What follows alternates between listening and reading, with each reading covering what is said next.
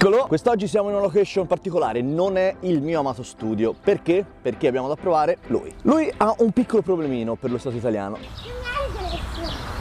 Ci sono anche i bambini. Perché la sua potenza, diciamo che è un pochino tanta, troppa, non lo so, dipende da voi. Però se siete interessati a un mezzo che possa girare tranquillamente su ogni terreno e con una discreta potenza, il ragazzone potrebbe fare al caso vostro. Adasmart V10 Plus. Innanzitutto dobbiamo ringraziare subito l'Edo di Electric Motors, che è un'officina di mezzi elettrici che ha avuto la bella idea di importarli in Italia. Noi avevamo già sentito parlare di questo marchio e avevamo letto un pochino online le proprie caratteristiche. E da lì siamo arrivati a capire che potrebbe essere un mezzo abbastanza interessante. Anzi, tra poco me lo farete sapere voi qua giù nei commenti. Senti qui e vai, the future is electric. La cosa che sicuramente salta subito agli occhi è la costruzione. Partiamo con la recensione e ve lo faccio conoscere un po' meglio, magari lo iniziamo a vedere anche da più vicino. Mi raccomando, ricordatevi di iscrivervi al canale e di lasciare un mi piace se questo contenuto è stato di vostro gradimento. Adesso facciamo una cosa, andiamo con la sigla e iniziamo a vederlo da vicino. Sigla!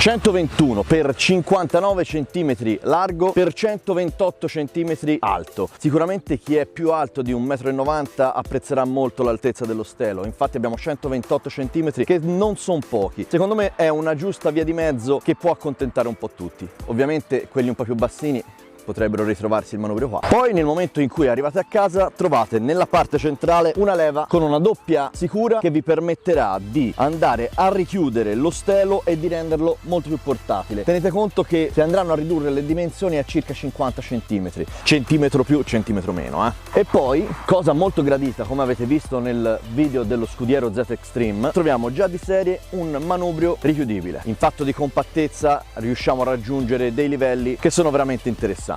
Nello stelo abbiamo ovviamente il metodo di chiusura, ma nella parte bassa troviamo anche un manettino con una vite passante che vi permetterà di eliminare tutti i giochi presenti nello stelo. È uno dei monopattini che ho trovato più solidi di questa categoria. Non ha mai giochi, mai tentennamenti. Ovviamente, essendo stato creato per un utilizzo specifico e per un utilizzo un po' particolare, la solidità, soprattutto nello stelo, è una cosa che deve essere fondamentale. E qui su questo Adasmart riusciamo a trovarla tranquillamente. Adesso passiamo a uno dei punti fondamentali di questo monopattino, che sono i motori. I motori, perché sono due, uno nella ruota anteriore e uno nella ruota posteriore, ovviamente, vabbè, da ben 1200 watt nominali di potenza. Probabilmente sono gli stessi montati sullo Scudiero Z Extreme, il dual motor. Sviluppa una potenza massima di circa 5200 watt e sono anche piacevolmente silenziosi. Riesce a raggiungere una velocità di circa 80 km/h. 80! E riescono a salire pendenze fino a un massimo di 35 gradi. La potenza al ragazzone sicuramente non manca. Per fortuna riusciamo a gestirla abbastanza bene andando a giocare con l'erogazione della potenza. Sia in eco che in sport si sente che comunque hanno un bel tiro. E vai! Sale delle discrete salite e in più ha una velocità che secondo me è pure troppa. Quindi sicuramente non appena vi arriverà iniziatelo a trattare con i guanti, perché lui riesce a darvi delle belle emozioni. Qua secondo me ci vogliono le ruote tassellate perché il motore anteriore slitta troppo, ragazzi.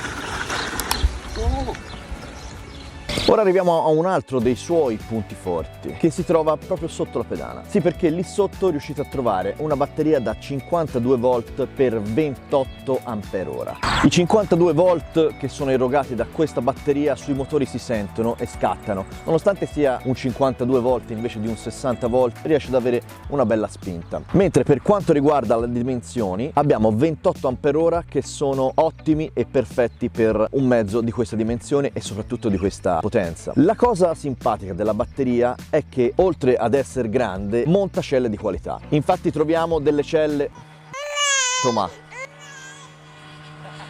Infatti troviamo celle LG che, trasformandola in informazione utile, vuol dire avere una scarica bella lineare e che riesce a darvi comunque la potenza fino a una percentuale di batteria abbastanza bassa.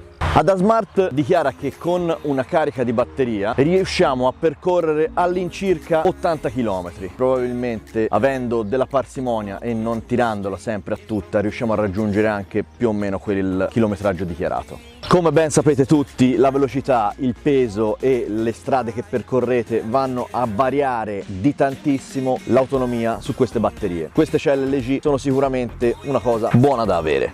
Nella parte bassa della pedana troviamo sul retro gli attacchi per i 2 caricabatterie. Infatti in confezione troviamo un caricabatterie da 2 Ah che vi permetterà di ricaricare il vostro monopattino in circa 12 ore. La batteria è bella grossa, il caricabatterie purtroppo non è potentissimo, quindi ci vorrà molto per ricaricarla. Ovviamente, come al solito, io vi consiglio di lasciare queste velocità di ricarica, perché una carica lenta è sicuramente molto meglio di una carica veloce. Però sapete che poter avere 2 caricabatterie oppure un caricabatterie più potente potrebbe essere una cosa che vi interessa, quindi ci tenevo a dirvela. Ora passiamo su un altro di quei punti che sapete interessarvi molto, che è l'impianto frenante. Il ragazzone, avendo tanta potenza, monta 2 bei freni a disco meccanici che però, nonostante questo, sono aiutati dall'ottimo freno elettrico motore che vi permette di decelerare in maniera discreta.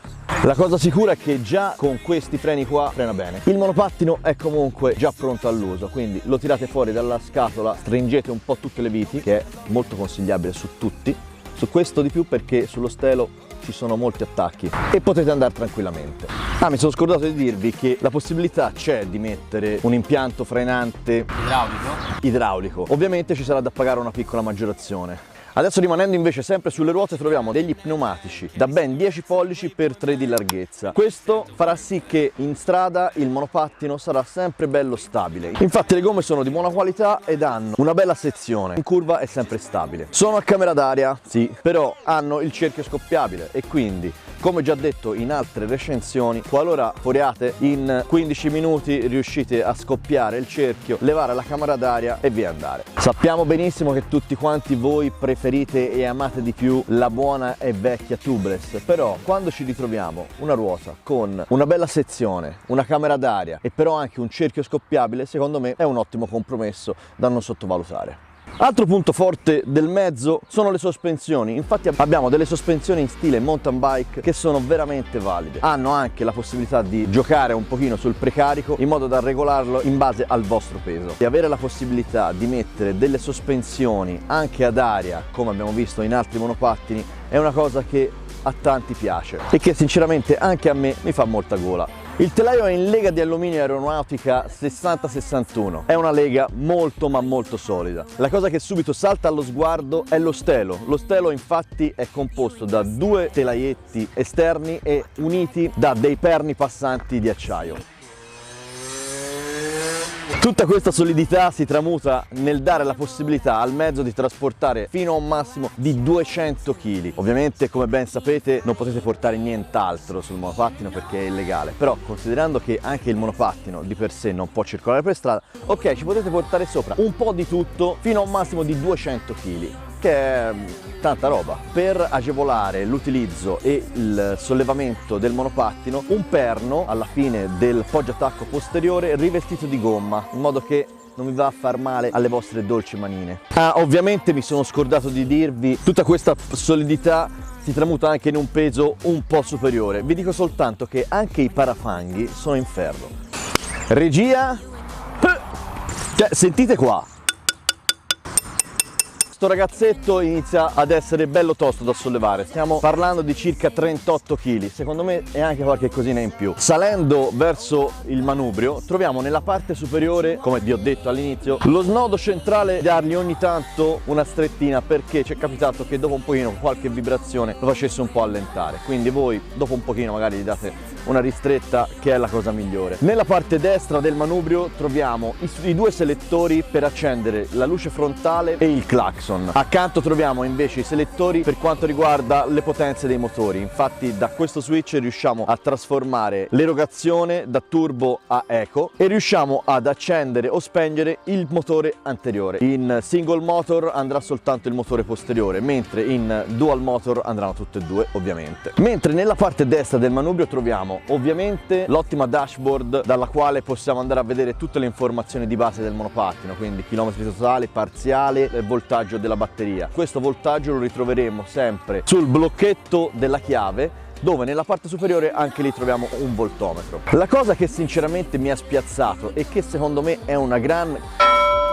la troviamo sulle luci, perché per attivare la luce anteriore abbiamo il selettore sul manubrio, mentre per attivare le luci posteriori lo andrete a fare tenendo premuto il pulsante sulla dashboard. Le luci posteriori e le due bande laterali con la scritta ADASMART si vanno ad attivare solo con il pulsante sulla dashboard. Cosa molto carina quella di avere la possibilità di attivare o meno le luci della pedana, però cosa che secondo me non ha un senso quella di andare ad attivare le luci posteriori. Allora adesso arriviamo alle conclusioni. Che cosa possiamo dire di questo ADSmart V10 Plus? Vogliamo partire subito dal punto fondamentale? Il prezzo, 1600 euro. Nel mercato dei monopattini illegali, o almeno il mercato dei monopattini di un certo livello nel quale si vuole andare a mettere, è un prezzo abbastanza in linea. Però su questo V10 Plus riusciamo a trovare una batteria bella capiente, di qualità, e una cosa che farà piacere a molti è questa conformazione del telaio, che fin da subito ti dà questa sensazione di rigidità e di solidità.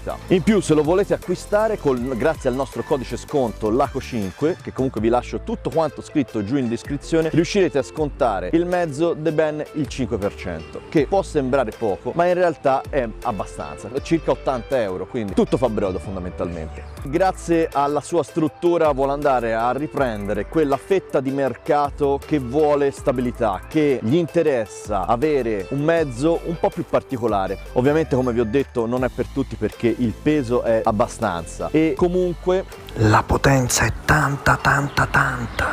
Tutte queste carte fanno sì che sia adatto ovviamente soltanto a determinate persone. Io per questa recensione, che spero vi sia piaciuta, penso che si possa finire qua. Mi raccomando, fatemi sapere se il ragazzotto vi è piaciuto e che cosa vi è piaciuto nello specifico, ovviamente giù sotto nei commenti. Vi ringrazio e ci vediamo la prossima domenica. Ciao ragazzi!